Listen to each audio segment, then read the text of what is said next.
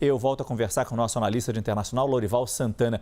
Outros líderes importantes, Lorival, como o presidente russo Vladimir Putin, o premier israelense Benjamin Netanyahu, eles também tiveram mandados do Tribunal Penal Internacional emitidos contra eles. Essa prisão agora de Rodrigo Duterte, ex-presidente das Filipinas, gera algum tipo de preocupação em outros líderes internacionais? O caso das Filipinas demonstra que essa resposta depende da dinâmica da política interna.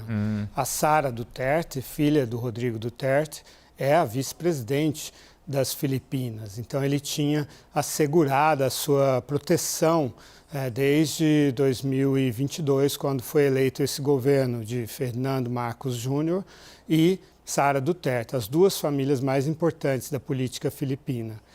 E aí, nesse caso, o governo falava que não aceitava a ordem do Tribunal Penal Internacional, porque em 2019 o Rodrigo Duterte, quando começaram as investigações contra ele, se retirou do TPI.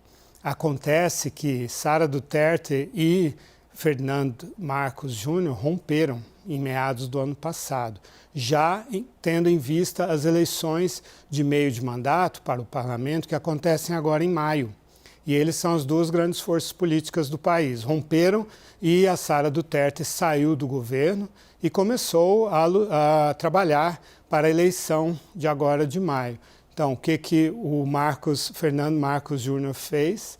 Aceitou a ordem de prisão de Rodrigo Duterte, uma ruptura brutal na política filipina, a ponto de, em novembro, a Sara Duterte ter vindo a público dizendo que havia uma conspiração para matá-la e disse que se ela fosse morta, olhou para as câmeras e falou: matem o presidente, a primeira-dama e o presidente do Congresso.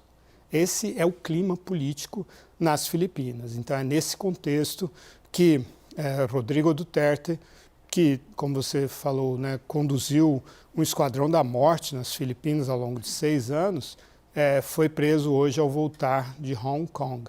A Sara Duterte, obviamente, a vice-presidente, denunciou a prisão do pai e pode esperar, a partir de agora, uma deterioração da situação interna das Filipinas. Isso passa a ser realmente um conflito muito grave, porque envolve o pai da vice-presidente e líder política, que agora se torna a grande líder da oposição, com um pai de 80 anos de idade, preso no Tribunal Penal Internacional.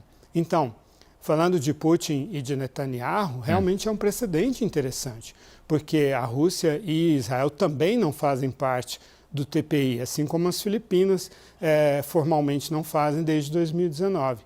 Entretanto, dependendo da dinâmica política interna, pode ser que, numa queda deles, alguém os entregue. Então, isso torna-se mais um desestímulo, um desincentivo para que essas duas figuras deixem o poder.